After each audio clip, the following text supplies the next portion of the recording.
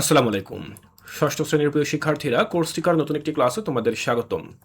Course টিকার আজকের এই ক্লাসে আমি আলোচনা করব তোমাদের সাথে তোমাদের অর্ধবার্ষিকী বা হাফ ইয়ারলি যে পরীক্ষা রয়েছে, সেই পরীক্ষার বাংলা বিষয়, বাংলা প্রথম পত্র বিষয় নিয়ে।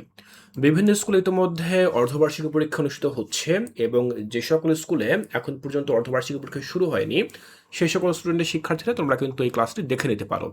এতে করে তোমরা বুঝতে পারবে যে তোমাদের পরীক্ষার মানবন্টন কেমন হবে, প্রশ্নের কাঠামো কেমন হবে। তো এখানে আমরা দেখব বাংলা প্রথম পত্র বিষয়ের একটি প্রশ্নপত্র নিয়ে। বাংলা প্রথম পত্রে তোমাদের যথারীতি 100 মার্কের পরীক্ষা হবে, যার মধ্যে 70 মার্ক থাকবে লিখিত এবং বাকি 30 নম্বর থাকবে এমসিকিউ। তোমরা লিখিত পরীক্ষার জন্য 2 ঘন্টা 30 মিনিট এবং এমসিকিউ অংশের জন্য 30 মিনিট, সর্বমোট তোমরা 3 ঘন্টা সময় পাবে।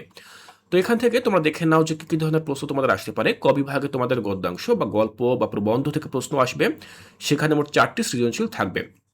যেমন 1 নম্বরে যে সৃজনশীলটি এখানে এসেছে সেটি এসেছে সততার পুরস্কার এই গল্প থেকে। দ্বিতীয় যে প্রশ্নটি এসেছে সেটি এসেছে দেখো মিনু গল্প থেকে। এরপর 3 নম্বর যে প্রশ্নটি এসেছে সেটি এসেছে নীলনদ আর পিরামিডের দেশ এই ভ্রমণ কাহিনী প্রবন্ধ থেকে। এরপর 4 নম্বর বা চতুর্থ সৃজনশীলটি এসেছে তোলপাড় গল্প থেকে। তো ঠিক এভাবে গল্প অংশ থেকে তোমরা গল্প এবং গদ্য এগুলো মিলিয়ে তোমরা মোট 4টি সৃজনশীল অংশ পাবে, 4টি সৃজনশীল প্রশ্ন পাবে। এই 4টি সৃজনশীল প্রশ্নের মধ্য থেকে তোমাদেরকে যে কোনো 2টি প্রশ্নের উত্তর লিখতে হবে।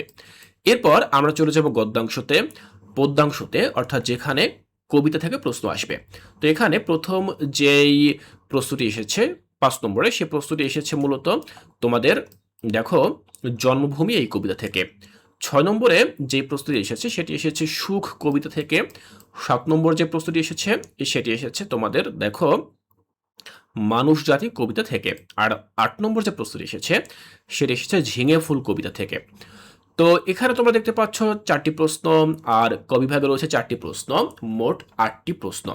তো ক বিভাগ থেকে যে কোনো 2টি, খ বিভাগ থেকে যে কোনো 2টি, মোট 4টি সৃজনশীল প্রশ্ন এবং এর সাথে আরও একটি সৃজনশীল প্রশ্ন অ্যাড হবে। সেই সৃজনশীল প্রশ্নটি তুমি ক বিভাগ অথবা খ বিভাগ যে কোনো এক জায়গা থেকে বেছে নিতে পারবে। তাহলে সর্বমোট তোমরা 10-10 করে 5টি প্রশ্নের জন্য 50 নম্বরের সৃজনশীল প্রশ্নের উত্তর দেবে। আমি সৃজনশীল প্রশ্নগুলো তোমাদেরকে বুঝিয়ে দিলাম। এখানে যে প্রশ্নগুলো আমি তোমাদেরকে দেখিয়ে দিলাম হুবহু তোমাদের পরীক্ষায় যে একই প্রশ্ন তোমরা পাবে, বিষয়টি কিন্তু এমন নয়। এই প্রশ্নপত্রটির মাধ্যমে ইতোমধ্যে একটি স্কুলে পরীক্ষা নেওয়া হয়ে গিয়েছে, আর এজন্য আমি তোমাদেরকে এই প্রশ্নপত্রটি দেখিয়ে ধারণা দেওয়ার চেষ্টা করছি। চলো পরবর্তী পৃষ্ঠা চলে যাই। সেখানে আমরা বাকি যে 20 নম্বর, সেই 20 নম্বর প্রশ্ন দেখতে পাবো। এখানে তোমরা দেখতে পাচ্ছ গ বিভাগে রয়েছে আনন্দ পাঠ। এটি মূলত বর্ণনামূলক প্রশ্নের অংশ। বর্ণনামূলক প্রশ্নে তোমরা এখানে মোট 4টি প্রশ্ন পাবে, যেমন 9, 10, 11, 12 4টি বর্ণনামূলক প্রশ্ন রয়েছে। এই বর্ণনামূলক প্রশ্নে প্রতিটি থেকে 10 নম্বরের প্রশ্ন থাকবে। কিভাবে? দেখো 9 নম্বরে ক এবং খ 2টি প্রশ্ন রয়েছে। তাহলে এখানে ক নম্বরে তোমরা যদি উত্তর লিখতে পারো তাহলে পাবে 3 নম্বর, আর খ নম্বর প্রশ্ন তোমরা পাবে 7 নম্বর। তাহলে একটি প্রশ্নে তোমরা পাবে 10 নম্বর। ঠিক এভাবে তোমরা এখান থেকে যে কোনো 2টি প্রশ্ন বেছে নেবে।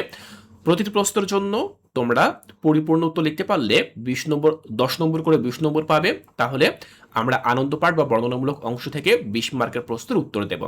এই 20 মার্ক এবং সৃজনশীল অংশে আমরা পেলাম কত? 50 নম্বর। সর্বমোট আমরা 70 নম্বর প্রশ্নের উত্তর দেব লিখিত অংশ থেকে। এর সাথে যুক্ত হবে আরও 30 মার্কের এমসিকিউ। সেই 30 মার্কের এমসিকিউ মিলিয়ে মোট 100 মার্কের প্রশ্ন তোমাদের হবে। শিক্ষার্থীরা, এর পরবর্তী ক্লাসে আমি এমসিকিউ নিয়ে আলোচনা করব, তাই কোর্স টিকায় পরবর্তী ক্লাসগুলো দেখার আমন্ত্রণ জানিয়ে আজকের এই ক্লাসটি এখানেই শেষ করছি।